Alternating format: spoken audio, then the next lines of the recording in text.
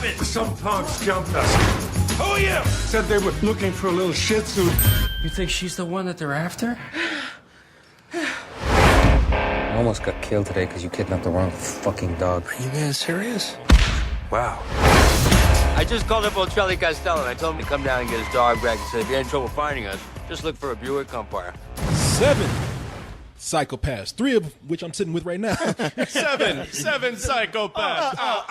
Yes. I start to laugh and I'm like, well, y'all gonna do it. So, yeah, but yeah, you know what, man? We were talking about this the other day. Right, because we'd all seen it and you hadn't. Yeah, I hadn't, but I knew what you were talking about before you even said it. Because you said that's right. I started to explain it, give you like a brief my synopsis of how I felt about it. Well, I asked you. I said, so how'd you like it? He said, well, do you remember those days back when everybody tried to be like Tarantino? I was like, stop right there. That's that's exactly what it looks like from the trailer. Like the late 90s, I guess, where like Pulp Fiction had hit. Yeah. Reservoir Dogs and Pulp Fiction. And then, True Romance and 2 Days in the Valley did a good job of aping that. But True Romance was a Quentin Tarantino No, I know. But I'm saying, like, everything after that point was just trying to be that and just not quite hitting. I saw an interview with Christopher Walken where he was like, I've had this script of my ass for 15 years. Wait, are you still doing the count? I said that's the count, man. Yeah, plus a little script. That was a little Travolta in there toward the end. And I don't mean the Pulp Fiction Travolta. That was more like the Vinnie Barbarino, Welcome Back Kotter Travolta. Excuse me. You know what, man? I want to hear the rest of that story, but you got to do it in the Christopher Walken, in the Count Walken voice. What do you say? It's dead walking by now. No, you know what? I look at this and I'm thinking that about those days because everybody wanted to be Tarantino. If you went because it was what 90 was it 92 when I think it was like 93 or 94. It was the same year that Forrest Gump came out. Yeah, because it beat it out for Best Picture. So either everybody wanted to make a movie where everybody like pointed a gun, or everyone wanted to make a movie about a retarded person. Or everyone has that, and that cool, tradition remains today. Yeah. Everyone has that cool quotable dialogue. Yeah, or everybody wanted to make a movie about a retarded person with a gun. Yeah, but it was and. You mean Seagal movies, right? Yeah. It's a number of movies. That movie was called The Expendables. Oh my God, Expendables. Out for juice. Yes, it was a trend that it ran hard and tired into the ground, man. And I was tired of seeing it. And I was so happy when everybody got it out their system. So this movie comes along, and I'm like, well, fuck, man. Somebody must have had that script from back in that day, and. For 15 years. Like, oh, hey, you know what? Well, it's been a long time since Pulp Fiction came out, so let's go ahead and make this, and maybe people have forgotten. I did not forget, but you know what? It makes me think, though, that during that time, there were a few Tarantino-esque / ripoffs that came out that were actually enjoyable. Guy Ritchie made the beginning of his career making Tarantino-type British gangster movies. Yeah, but it was way after the Tarantino era was over. I still think he was influenced by it. But you know what? His at least they established their own identity. Yeah. Well, you never confuse him. It's like, okay, surely there was an influence, but he made it his own thing. Well, I don't know if time has passed long enough, or if this is just one of those movies where, look, if we're going to make a movie of this style, then let's go ahead and just make it good. Let's not try to rip off so much as just try to tell a really good story here. And that's what I think this movie is like, because I found this movie very entertaining. And it's not even fair for me to sit up here and compare it to, just say it's ripping off Tarantino. It's highly reminiscent of a Tarantino movie. But now, would you know Brian Salisbury, I do know ladies and Brian, gentlemen? yeah. Would you know Brian? He's that guy I am. I know right him here. too. This is about the guy who did in Bruges. Yeah. Which I love that movie. Martin McDonagh. In Bruges, what's his name? Martin McDonagh. So I heard that this was a play, or this was inspired off of a play of his that was similar to this. And now we have the film here. I don't know if it was called Seven Psychopaths or it was called something else. That's what I heard. Would you happen to know that information? What you, the home audience, don't know is that Corey went to our token white guy, because surely he would have the information just for him to have a look on his face that was like, I don't know. Nah, you know, this dumb nigga and this spick over here ain't gonna know, but you, intelligent white person. You look cultured. I love Brian's response though. He's like, I don't fucking know. I ain't that cultured. Like, why are you asking me? Hey, Brian, you ain't got to do them any favors, man. You know? All right, come on. It's okay. That'll get you far, Brian. By the way, Good white folk like you. You know what's funny hey about Brian, we remember. Oh, good. I'm glad. What's funny about that question is I actually did study theater in college, but I have no idea whether this movie was based on a play or not. Okay, Brian, but let me even go further. Leon co-host with Do Y'all Know? Yeah. Yes, certainly. Yeah, it says it in the end credits based on the play of the same name. You big dummy. I got in late. I really did get in late. In fact, I'm upset that I got in late because I missed what was probably a really cool opening for the movie. I got there near the punchline of it. But it was. I thought it was a good setup. Oh, well, man. It really was. Yeah, that you was missed the opening then. one of the Shit. highlights where it catches you off guard. Yeah. Yeah. It's Michael Pitt and who's the guy from Kevin Corrigan. Yeah. They're playing a couple of gangsters having a Tarantino, gangsters being average people type conversation. And then let me just say it goes very well. Wait, no, that was it was not. Oh no, you're right. He plays Kevin Arnold Corrigan- Rothstein on Boardwalk Empire. Brian, you are let down to No, your Kevin race. Corrigan's in the movie. Psychopath he is. I was like, Kevin Corrigan's in the movie, but that's not him in that first scene. Well, why you look that information up? I'll tell people a little bit about this Michael film. Stuhlbarg. It's Stuhlbarg. That's Barg. what I did at the Stuhlbarg. Is that German for toilet? I'm about to say, that's what I left at the doctor's office today. It's for sure an odd name, but he's Michael Stuhlbarg. But he's in Hugo and Men in Black 3. Okay, but in this movie, it does deal with 7 psychopaths of More or different less. kinds. Some. Yeah, and I don't want to even ruin it by telling you how they work themselves into the movie.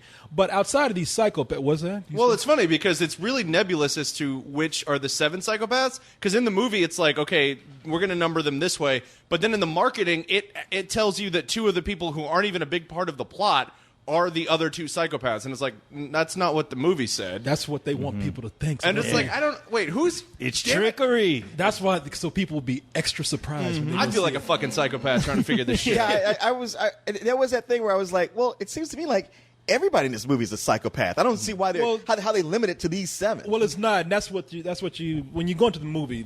You kind of have to be patient with it because there's so many twists and turns and characters within stories within other stories, and your core people here are you have Colin Farrell, who is a screenwriter. He's sort of a pacifist screenwriter. They want him to write violent stuff, but he's like, I don't want to do that. I want to promote peace. His friend, played by Sam Rockwell, is a dog napper. And like he likes to say he runs a kennel, but what he does is he has this scam where he goes out, kidnaps people. Well, yeah, he steals people's dogs, and then he looks for wanted posters or missing dog posters around the city, and him and his partner, played by Christopher Walken, they go and take the dog back.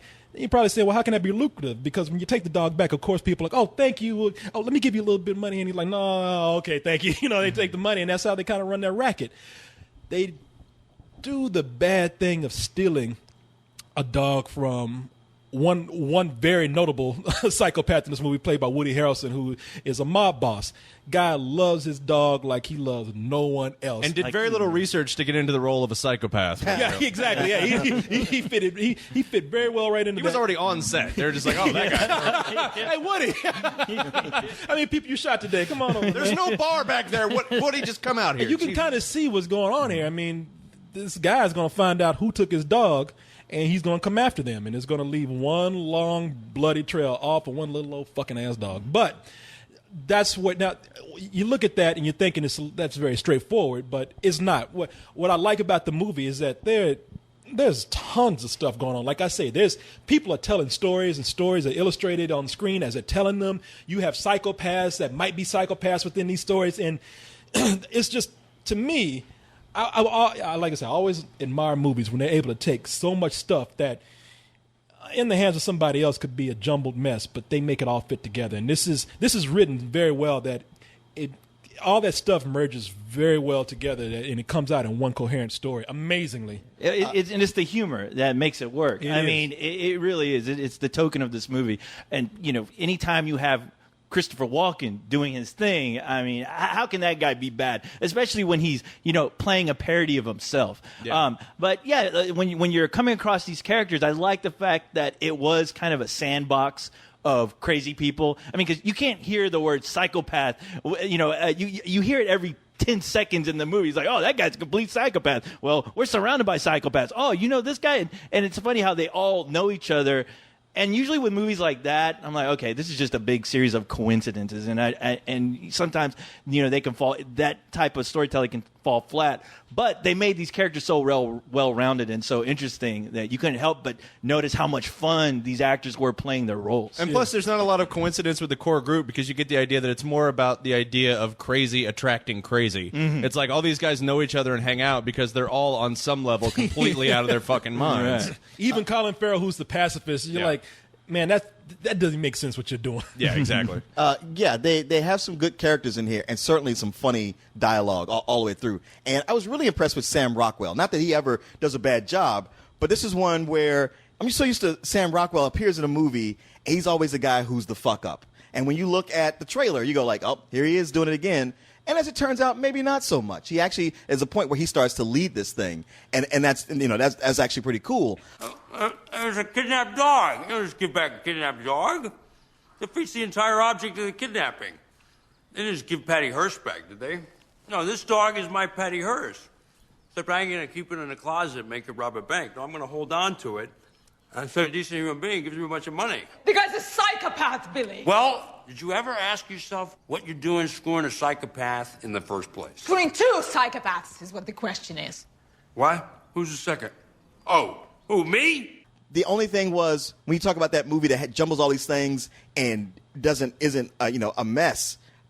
I don't think this is that movie because to me, despite having all these great things, all these great elements, I didn't really feel a connection at the end. I felt like they were almost kind of random, or it'd be good, but then I'd be like, wait, what's this? Like it wasn't gelling together. Rather than like melting into one cohesive thing, it just felt like a soup or a stew of different pieces, meat, potatoes, but they aren't becoming one thing. I just felt like there's pieces I like, and yet every time it starts to get going, there's something that just kind of lurches the car. Leon, but I like the taste of that soup, though. Come on, soup is good. Well, like I said, hey man, it's a good soup. Yeah, it's not a bad soup. But I see your point. I see your point. I see your point because towards the end, the last act, it did leave me scratching my head a bit.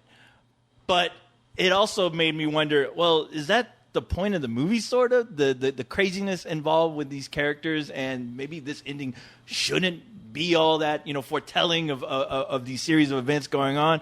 But I mean, I get what you're saying. I was still scratching my head, but I still enjoyed it. And also, Brian, I want you to chime in here, but I will say, speaking of psychopaths, if you want to kill somebody, have a drinking game with this movie where they say psychopaths. You're right about that, because they say psychopaths so many times in this movie. Yeah, they do. If you just took a sip of alcohol every time they said that word, you'd be drunk, you'd be dead. They'd be pumping your stomach 2 hours later. But Brian, yeah, I mean, I understand what Leon is saying, but to me, what makes it work is that the core of the movie is about kind of the frantic desperation of writer's block, and how it can really drive you insane. And I feel like all of the things, for me, that should have, I guess, in any other movie have gelled together, it made sense to me that they were still kind of, I mean, they were connected somewhat. They were a bit tenuous, but they all kind of fit into the idea of just that ugly, nasty place you go to when you're trying to create, and you can't. And it's just, and you have to start relying on outside inspiration, as dangerous as that may be in this situation. But I don't know, for me, that's why all of these kind of disjointed things work, because it's like, this is him in his headspace trying to create, and it's not always going to make sense, and that's kind of the frustrating thing for him. And I like that they threw in that layer where this writer is, surrounding himself around crazy people. Yeah. Yet he's having writer's block around. The whole time you're like, well, look around you, asshole. Yeah, he's supposed to be writing about psychopaths. Yeah. Like, Jesus Christ. Yeah. That's a writer's block for your ass.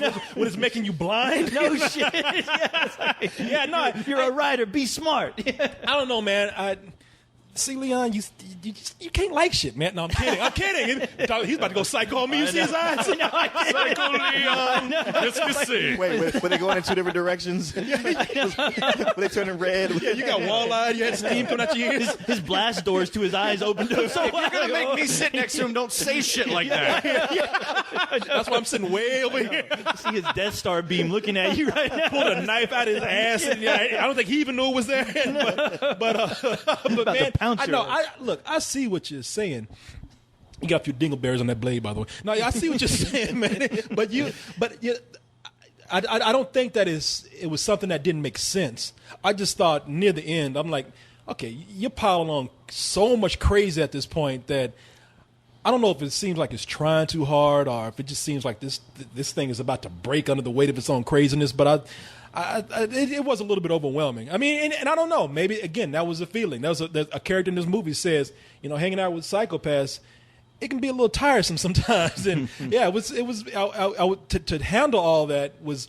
It was a little bit much for me, but I still didn't mind it though. I don't know. I mean, I wish I didn't mind it because everybody was having a good time, and I could see how they were having a good time, and I wanted to have a good time. I went into the movie like ready to love it because I loved In Bruges. I just thought In Bruges was like it didn't try to do too much, and it was tighter, and it all felt cohesive, and it came to an ending where I was like, wow, that even kind of made me sad. Where with this, it was the kind of crazy, it felt almost random.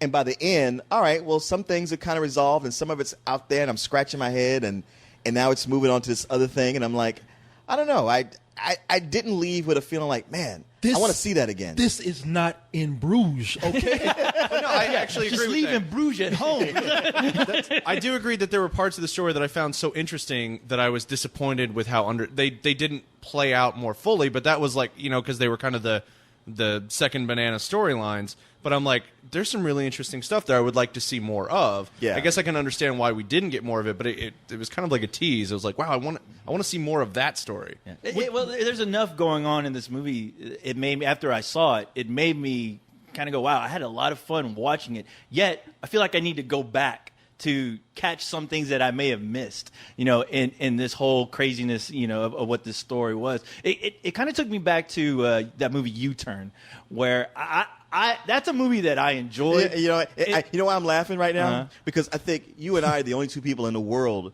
who enjoyed that movie. I remember we saw it and we liked it, and everybody I know has been like, that was the dumbest fucking movie I ever seen. I can't believe that piece of shit. Hey, Leon, you know what I say? Okay. I say fuck them. It's a good movie, all right? We'll do our review separately next time. But I'm laughing as you would use that to compare it to where everybody who's going to listen to you be like, what? How could you say that? Yet you sent it to me, and I'm like, okay, I understand what you mean. You understand what I'm saying? Or just the craziness You speak involved. Leon. I love speaking Leon. But, I mean, just the craziness involved, that there is so much that you do kind of want to go back. Because walking out, there's some scenes that I can't remember. There's some small details about it that I just can't remember. But I do well know that I had fun watching it. It's funny how often we come to this point where everybody's liked the movie and I didn't.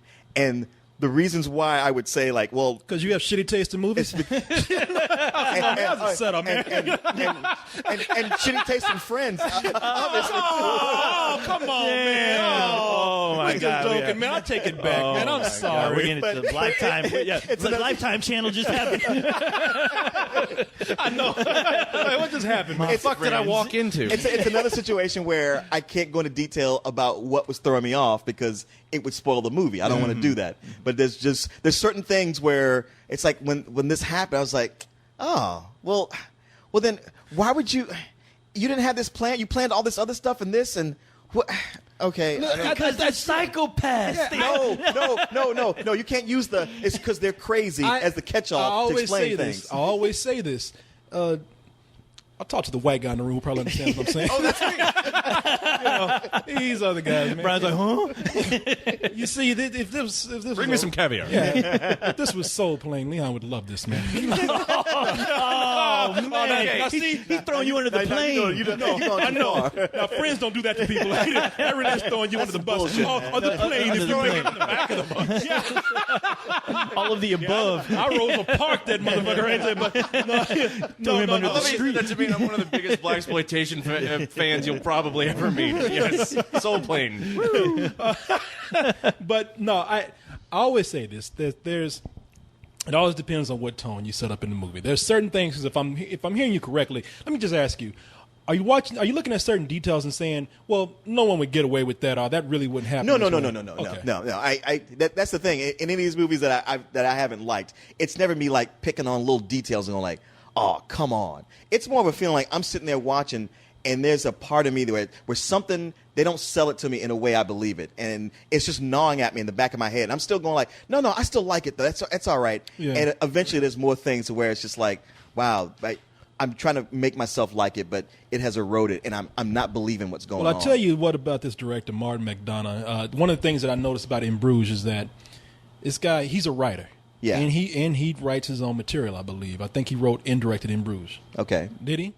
Possibly. I'm going to say yes. I believe that's correct. Yes, see? That sounds right. Sure, why not? It felt very personal. As the token fact checker. Yeah. I'm just going to say, if that's the case, then this is a guy that works with he works with actors very well because he's a writer. He writes rich characters. Yeah. In Bruges, you remember how everybody was just dogpiling on Colin Farrell? Yeah. And we saw that movie, and it's like, he's great in this. Yeah. He's working again with this director in this movie, but every character in here, except for maybe a couple of minor characters, every character in here is memorable to me. You know which character was not memorable to me? Colin Farrell.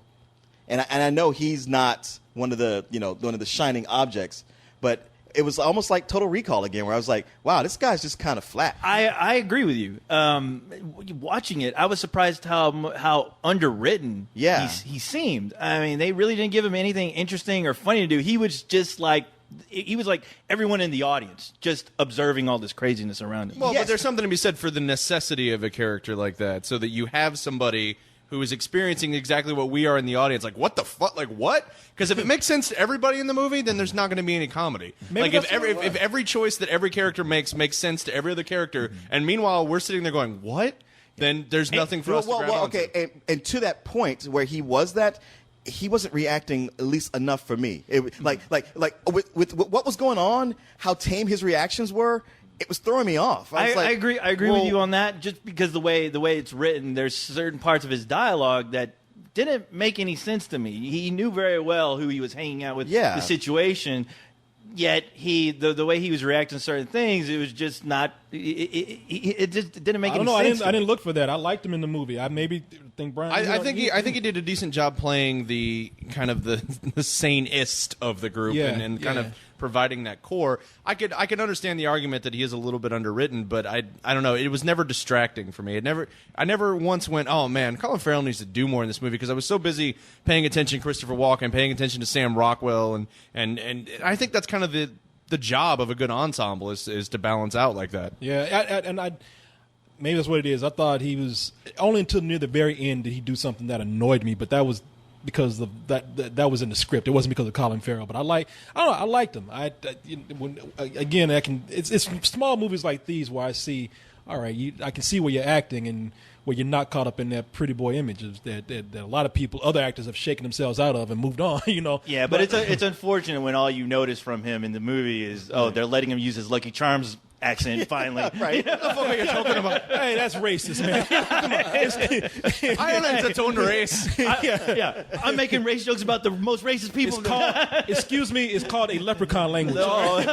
Which is funny, because the funniest thing that Colin Farrell has ever said in Irish accent is, "Look, they're filming midgets." And in Bruges, best line ever. Colin Farrell, that is racist, by the way. They're called leprechauns, motherfucker. Love Woody Harrelson in this movie, man. I hate his character at certain times, and there's certain times where he makes me laugh.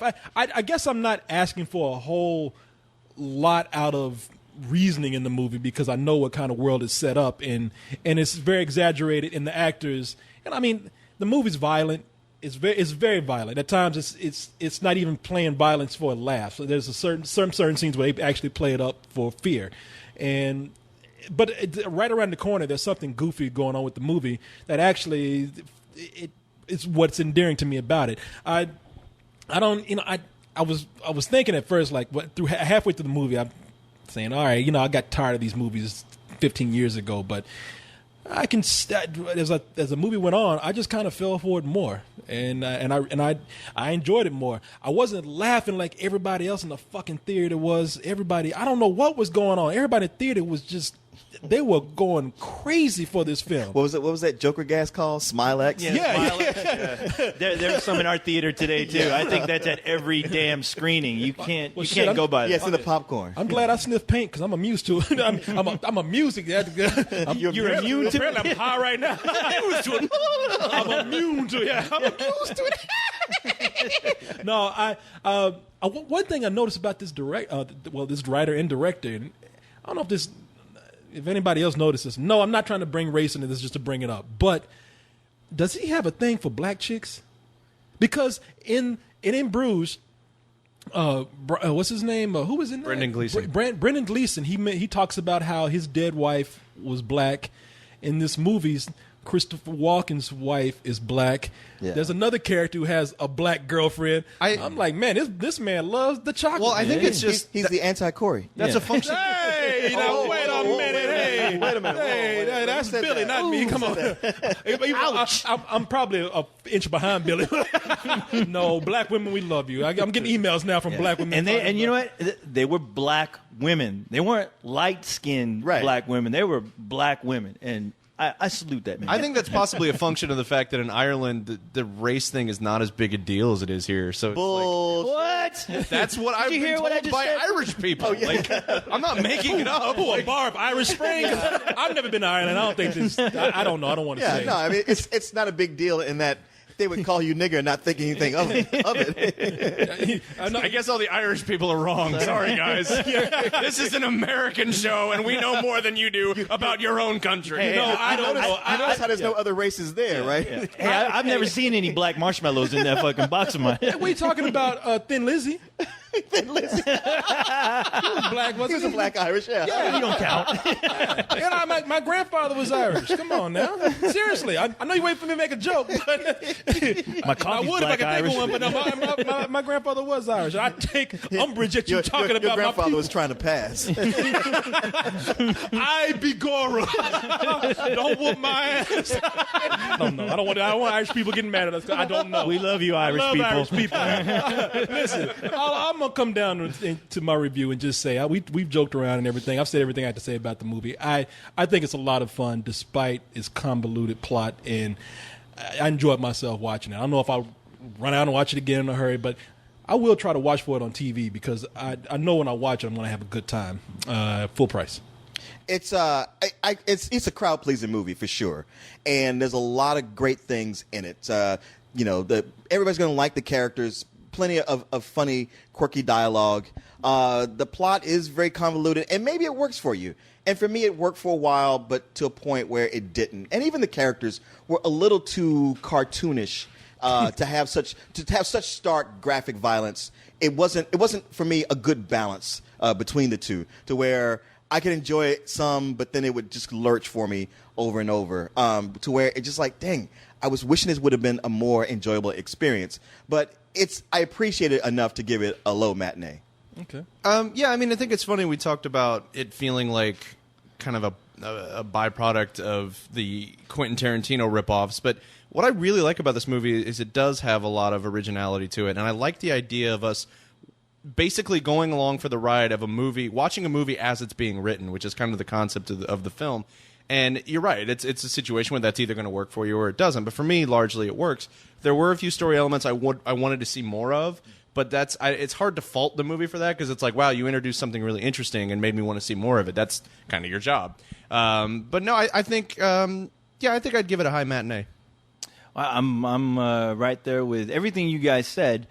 But I can't fault the movie for being interesting all the way through. Whenever you have a series of characters that that aren't getting lost in the shuffle, each story that they tell is pretty fun and fascinating to watch on the screen and watch that whole series of events unravel. I mean, the movie's doing its job. It's keeping me interested. I'm not getting bored. Sure, there's some things. It had some hiccups towards the end, but it didn't take away from my overall enjoyment of a movie like this. And it did kind of remind me that, wow, I do kind of miss this kind of smart dialogue. There's a certain wit about it that you just can't deny, like just falling in love with. So I mean, I'm going to give it a matinee. I was almost with the full price, but like that ending, it had some hiccups, like I said. But by the way, that Christopher Walken voice of mine was up my ass for 10 years. Give it up. John Travolta. You actually sound more like a leprechaun than Christopher Walken. Time to give it up. I ain't laddie, so fucking. Wow, what was that? Man, you distracted us from our co-host here. Maybe that was my purpose. I know. Aren't I a good friend? You are the good friend. Yeah, thank you. Okay, you seem normal. Come on in. We gotta get this dog off the street because it's kidnapped from a maniac. Dandy. I think we should go to the cops. Fuck the cops. Yeah. Fuck them. No fucking cops.